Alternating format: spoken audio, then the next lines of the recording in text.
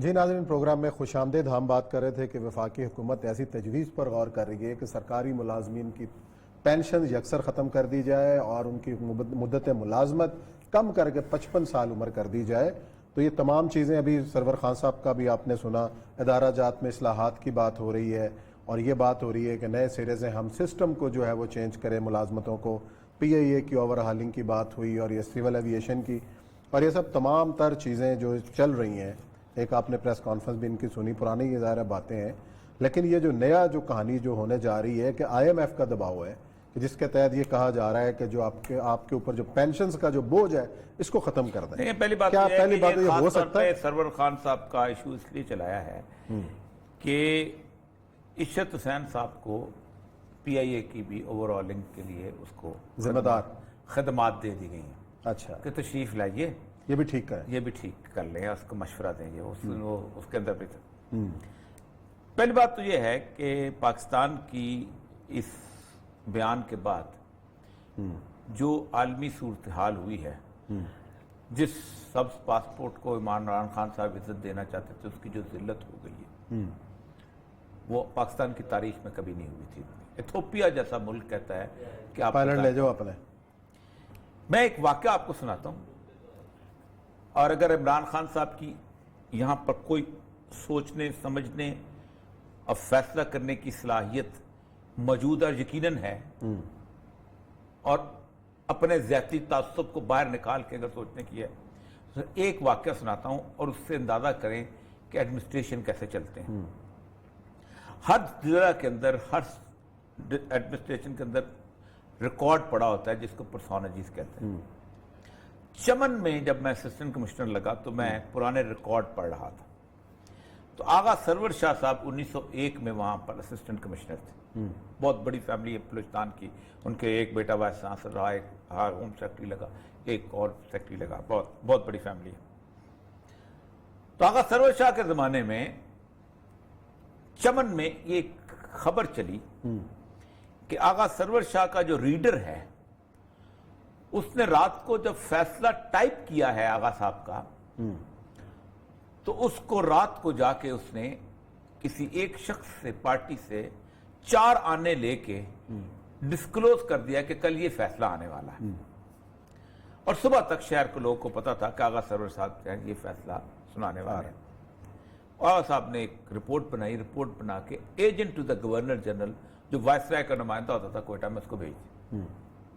2 دن کے بعد وائسرائے صاحب تشریف لائے، اور تشریف لانے کے بعد انہوں نے ایک کھلی کچہری دی، اور کھلی کچہری کے سامنے اس ریڈر کو کھڑا کیا اور کہا کہ یہ برطانیہ جو ہے، تاج برطانیہ کا انتہائی قابل اور لائق آدمی ہے، اور میں سمجھتا ہوں کہ یہ اس شخص کی خدمات اتنی اچھی ہیں کہ میں اس کو انعام دوں۔ صحیح ہے۔ اور انہوں نے اس کو 10 روپے اپنی ذاتی جیب سے انعام نکال کے دیا، اور کہا کہ اس کی بہتری یہی ہے کہ اس کو ہم اپ گریڈ کرتے ہیں اور اس کو کوئٹہ لے جاتے ہیں۔ تو آغا سرور شاہ اس میں نوٹس میں لکھتا ہے پرسونجز میں کہ میں حیران تھا کہ یہ کیا ہو گیا ہے، میں رپورٹ کر رہا ہوں کہ اس بندے نے رشوت دی ہے۔ کہتا میں جب وہ جانے لگے تو میں نے ان کو اپنے پاس ایک جگہ پہ بٹھا کے گفتگو کی، میں نے کہا یہ کیا کر دیا آپ نے؟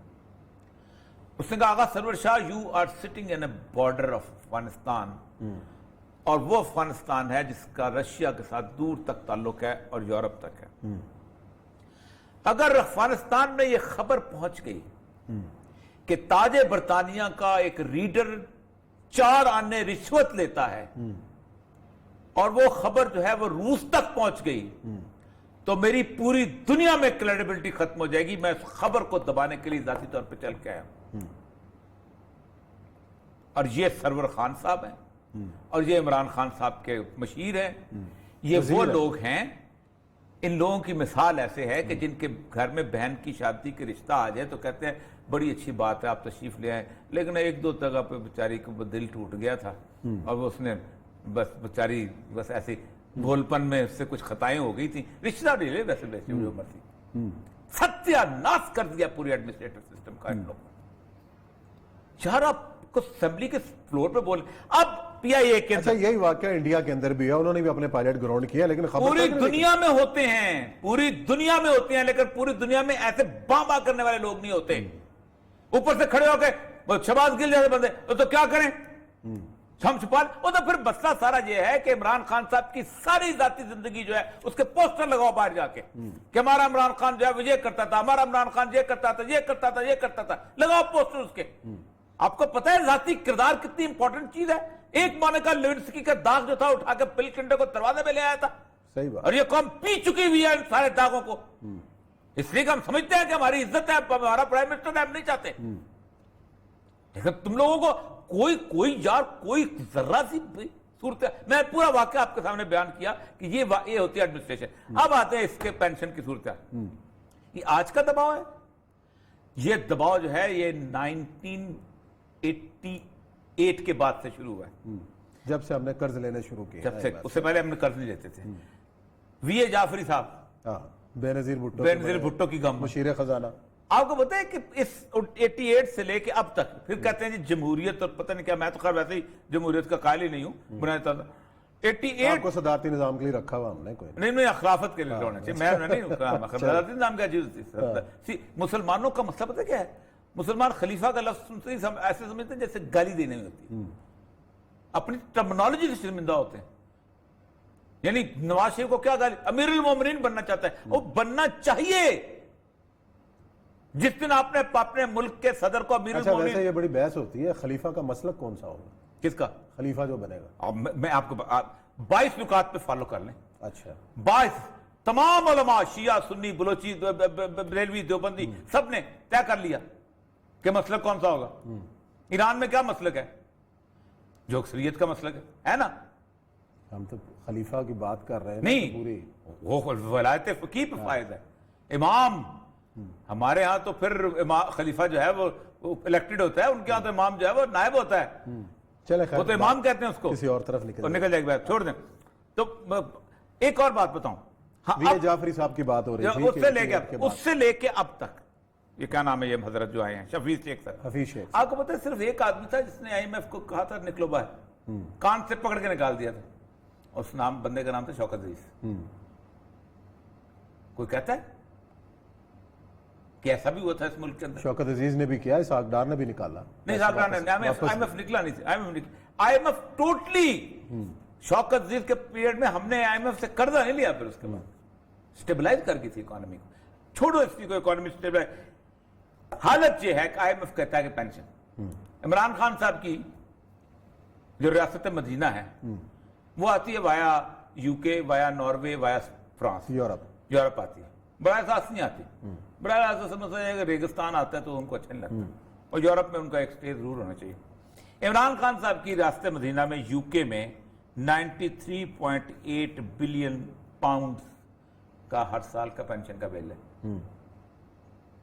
कहते हैं कि दुनिया में एक आदमी है यार, उसने 40 साल आपकी नौकरी की है, कितने दिन जिंदा रह लेगा? उसका बढ़ापा तो देख लो ना, उसका कितने दिन जिंदा रह लेगा?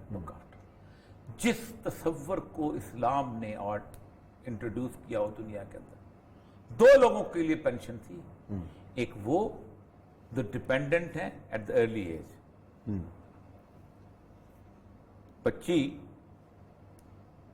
रो रही है और रोने के बाद कहा कि क्या मसला? उसने कहा कि मसला सारा ये है कि ये दूध छुड़वा रही हूं कि उम्र का टाइम आ गया, 2 साल के ऊपर जो है, ठीक। आपने कहा है अब जब तक बच्ची दूध पीती रहेगी उम्र का पेंशन, बच्चों की पेंशन, बड़ों की पेंशन, हमारे यहाँ बच्चों की नहीं बूढ़ों की है।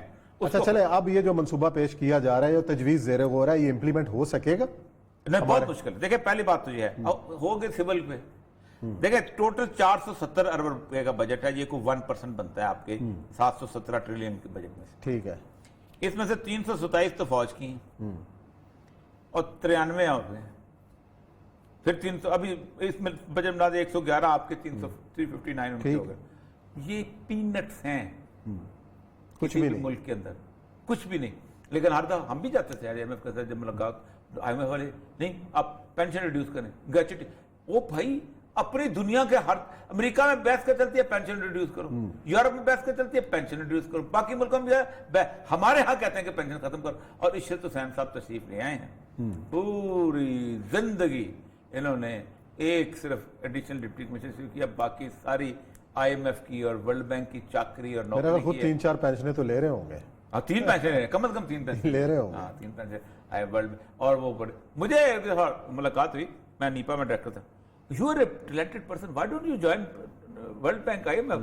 मैं कहा भाई साहब वर्ल्ड बैंक IMF पर जुबान को रोकना पड़ता है, मैं किधर से रोकूंगा जुबान?